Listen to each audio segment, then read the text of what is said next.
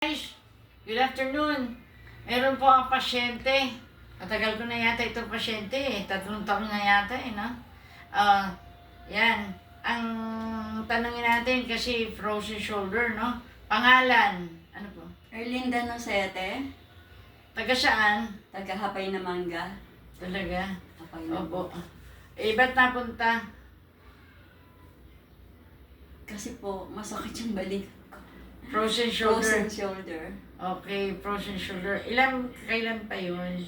Magdadalawang buwan. Yeah, magto 2 months na. Magdadalawang Ngayon mo lang dinala. Mm. Guys, tingnan mo, ito yung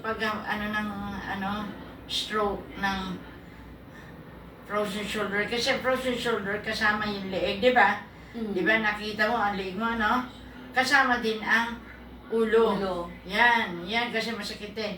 Oh, pati mukha kasama yan. Ganyan ang stroke yan, hi guys. Tapos after this, hinahat compress. Yan, hinahat compress. Kasi, para matanggal ang mga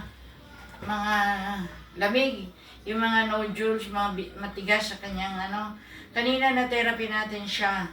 Kaya, binalikan ko lang itong liig kasi ito ang kasama. Yan. So, anong naramdaman ng frozen shoulder? Anong nararamdaman? Sobrang sakit, hindi maitaas, hindi makasuklay.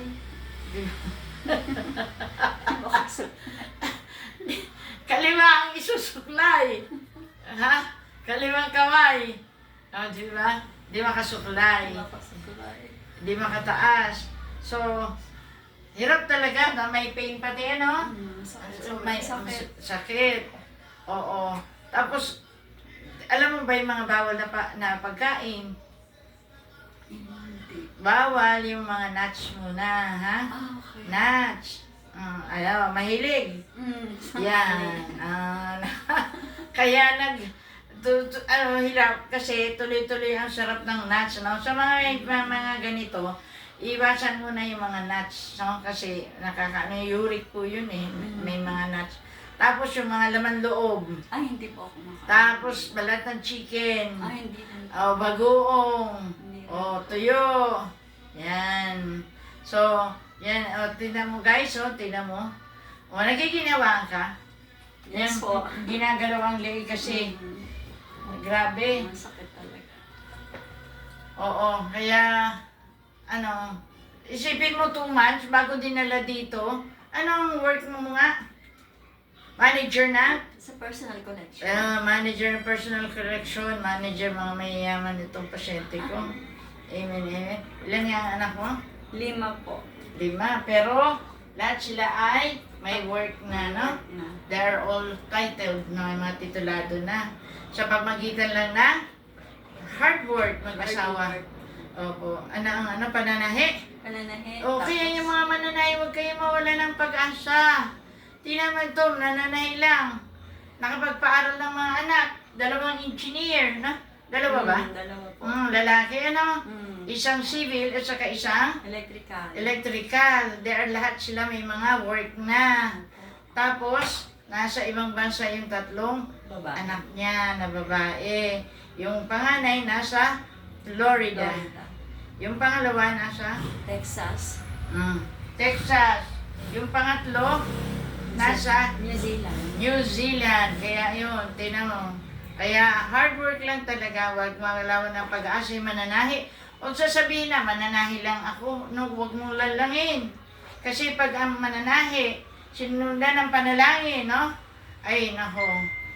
Tiyaga, sipag. Di ba? Kaya, tingnan mo. Inulit ko ang leeg kasi mayroon pang mga nodules, no? Dito, yan, kamay. Itaas mo. Taas mo, sige, yung taas. Kanina, hindi makataas. Matataas pero may pain, no? Pero ngayon, maluwag na. Babalik kasi 2 months na eh. Yan, no? Guys, ang stroke ng frozen, ganito, pataas. Yan. Taas yan, no? Yan. Kasi tingnan mo, yan. Yan. Kaya, Pero compared kanina, iba na ngayon. Ano na ngayon? Hindi na masyado masakit. Oh. Wala nang sakit. Yung ulo, yung leeg, Magaan na rin. nagaan na rin.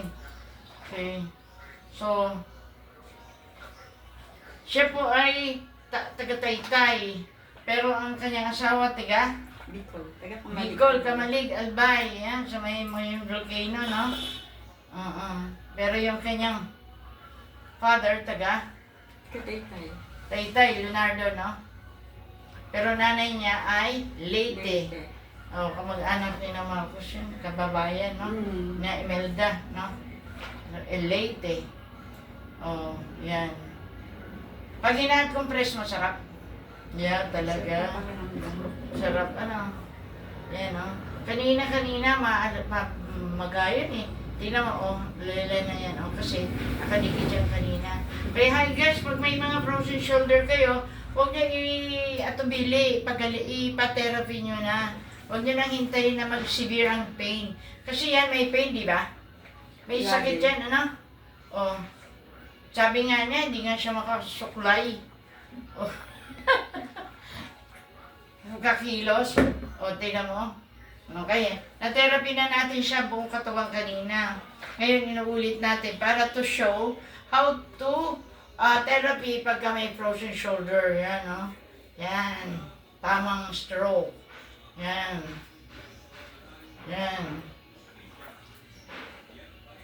Kaya lahat ng pupunta dito, pag pumasok, nakangiwi. Pag uwi, ngiti na, di ba? Oh. Yan. O, sige, taas mo. Masarap. Yan, stroke, yan, ganyan, ha? Yan. Sa lahat may masasakit ang shoulder, may frozen, nagsisimula pa lang. You can use, crystal herbal oil. I-rub mo, correct, pataas, then hot compress. Then, yan ang nakatulong, magaling. Yan ang malaking tulong ang hot compress. Malaking tulong po yan. Lalo na kung may mga bilog-bilog, mga nodules, magaling po yan para matunaw. Ayan, no? Di ba kanina, parang masakit ang leeg, no?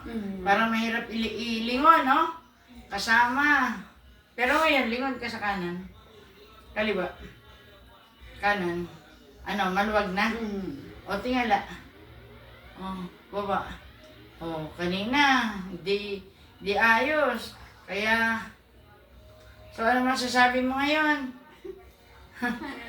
Salamat. Salamat po. Kay Lord, no? Number 1 kay Lord. Ito yung mga, recruit ni Sister Albina. Oo, Pahalya. Skoto, Pahalya. Maraming lahat ng pamilya ni Albina, pasyente namin. Pati yung ma'am nyo, si Ma'am Maika. Oo, pasyente namin din yun. Yung mga taga-personal collection. Yan. So, hi guys! Napakasarap, kaya huwag kayong mag-atubili. Pag sa Diyos, walang imposible. Lahat ng bagay, gaano man kahirap, ang Diyos ay nagpapagaling. Kaya salamat. God bless us all. Thank you. Don't forget to like, share, and subscribe my YT channel. Therapeutic Massage, get the care you deserve.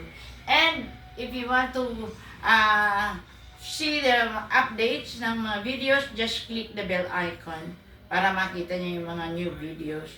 Lahat ng mga subscribers, followers, thank you. Mag-subscribe ka din, ha? Okay. Sister Erlinda Nosete from Taytay, Rizal. Okay? So, God bless. Thank you. God bless us all. Count your blessing. Yan, sarap na ng... tatas, Jerome. Sideward. Wala nang pag nagsa-side, okay na? Forward. Upward. Yan, thank you. Yan. God bless us all.